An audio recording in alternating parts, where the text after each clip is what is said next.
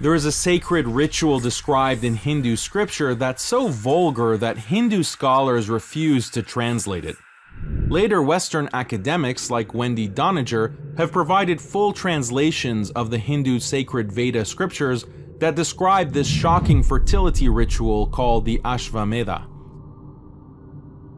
We will describe the ritual for you now, along with direct quotes from the scriptures, but viewer discretion is advised. The ritual begins when a horse is suffocated to death. The king and his 4 queens walk around the dead horse chanting prayers. The chief queen recites, "O horse, you are protector of the community on the basis of your good qualities. You are the protector of happiness. O horse, you have become my husband." When the prayer is complete, the chief queen lies down next to the horse. As the priests observe, she pulls the dead horse's genitalia and puts it into her own. She then recites the sacred prayer, "This horse may release semen into me." The king then recites another sacred prayer, "O horse, please throw semen on the upper part of the anus of my wife. Expand your penis and insert it in the vagina." According to the Harivamsa Purana, the Hindu god Indra eventually enters the body of the dead horse to have intercourse with the queen as the king watches.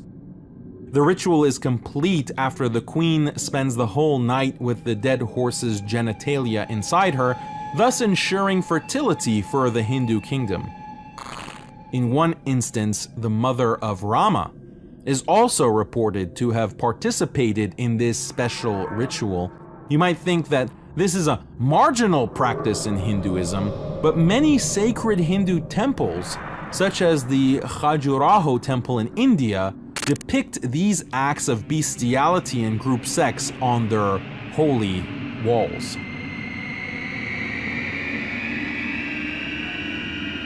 Now you could say that all religions are the same, but what other religions involve child sacrifice and dead horse bestiality?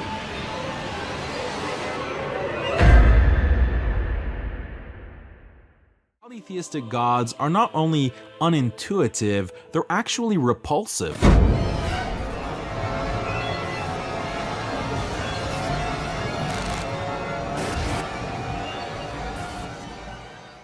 Polytheism, on the other hand, well, let's just say it's relatively easier to get people to stop believing in Brahma, the god who raped his own daughter. Hinduism, gods like Indra, Krishna, and many others are depicted as serial rapists.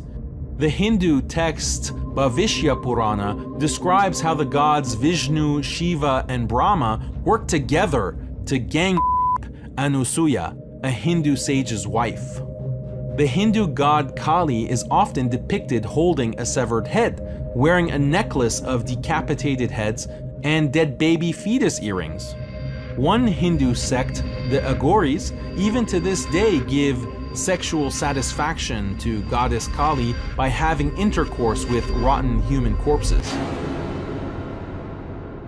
What kind of society is created when people worship gods who not only lie and cheat, but are also serial rapists and bloodthirsty killers of babies?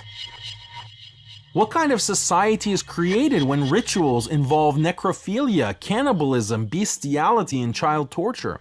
In fact, studies show that in countries like India, for example, a large percentage of the Hindu population justifies crimes like rape and child sacrifice by appealing to these gods.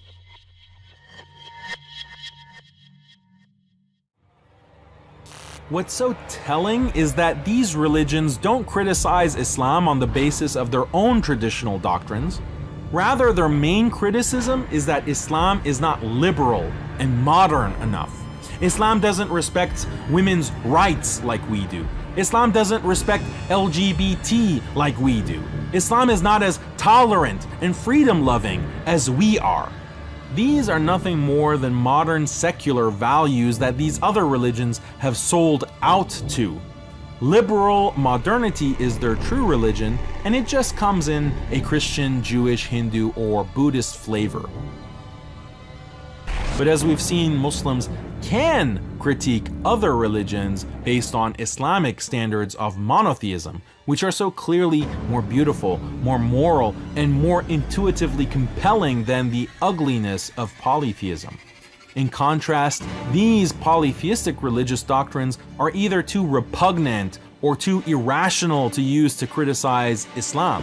So all they can do is cry about Islam not selling out to liberal secularism the same way they did. Deep down, they know their religion's all sold out, but Muslims haven't, and that burns them up inside. السلام عليكم. لا تنسوا الإعجاب بالفيديو والاشتراك في القناة تشجيعا لنا لنستمر بنشر المزيد إن شاء الله.